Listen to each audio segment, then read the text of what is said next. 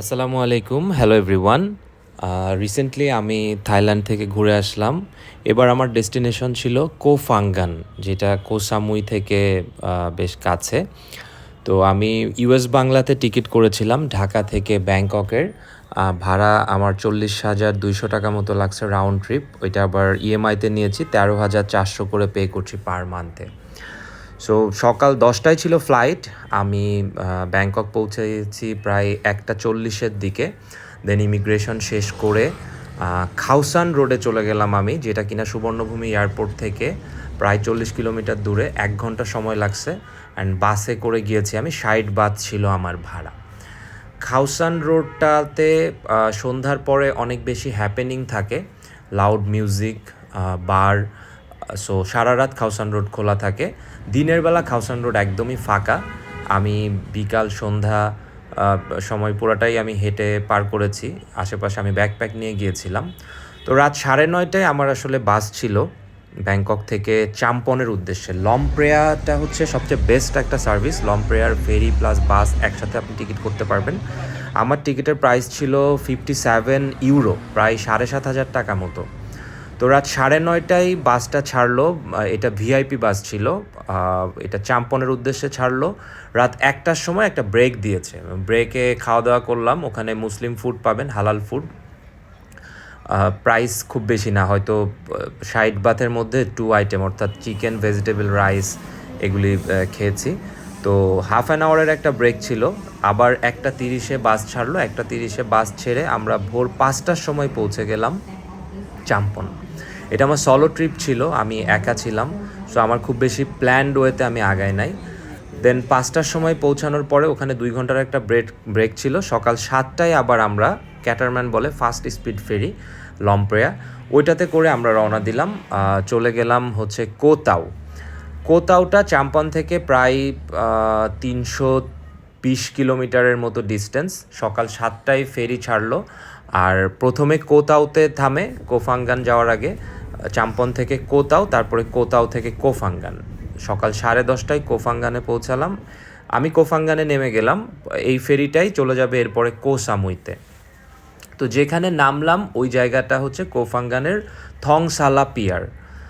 থংসালা পিয়ারটাই main pier. আরও pier আছে, মানে পিয়ার বলতে ফেরিঘাট বোঝায়।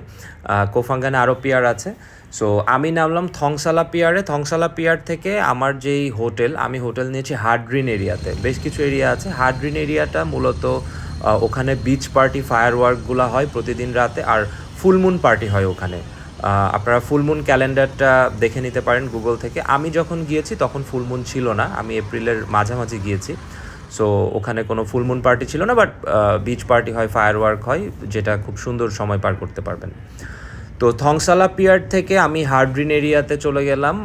আমাদের লেগুনা টাইপের শেয়ার্ড ভ্যানগুলা, এখানে 8জন করে ওরা উঠায়। পার পারসন ভাড়া 200 থাই বাত, মানে কিন্তু বাংলাদেশি টাকায় প্রায় 800 টাকা, হুইচ ইজ ভেরি এক্সপেন্সিভ। তো কিছু করার নাই, এখান থেকে আর অন্য কোনো ওয়ে নাই। আরেকটা যেটা করা যেত, যে এখান থেকে বাইক নেওয়া যেত। তো আমি আর বাইক নেই নাই। বাইক বলতে সারাদিনের জন্য আপনি ভাড়া নিতে পারবেন। এখানে কোনো উবার, গ্র্যাব, বোল্ট এই টাইপের কোনো কিছু কোফাঙ্গানে পাওয়া যায় না। সো এখানে হচ্ছে সবাই যাওয়ার পরে এখানে ইউজুয়ালি একদিনের জন্য কেউ যায় না, 3 দিন, 4 দিন, 5 দিন, বা ইউরোপিয়ান যারা আছে আরও বেশি সময়, 7 দিন, 10 দিন, 1 মাস থাকে, তারা সবাই বাইক ভাড়া নিয়ে নেয়। তো আমি ওই শেয়ার্ড ভ্যানে করে গেলাম। আমার হোটেল বুক করা ছিল আগে থেকে। ওখানে ব্যাগ রেখে জাস্ট বের হয়ে গেলাম। আমার হোটেল থেকে বিচটা ওয়াকিং ডিস্টেন্সে, বেশ 7-8 মিনিটের ডিস্টেন্সে ছিল। কারণ আমি বিচ সাইড কোনো হোটেল নেই নাই, যেহেতু একা গিয়েছি, আমার প্রায়োরিটি ছিল সস্তা হোটেলে থাকতে হবে। সো হার্ডগ্রিন এরিয়াতে আমি গুগল ম্যাপের লোকেশন দেখে দেখে সামনের দিকে যেতে থাকলাম। দেন একটা পাহাড়ি রাস্তা দিয়ে আমি হাঁটলাম। ওইটা আপনারা যদি Venus resort, so good, house of Sanskara এগুলি লিখে সার্চ করেন, তাহলে আপনারা লোকেশনটা পাবেন।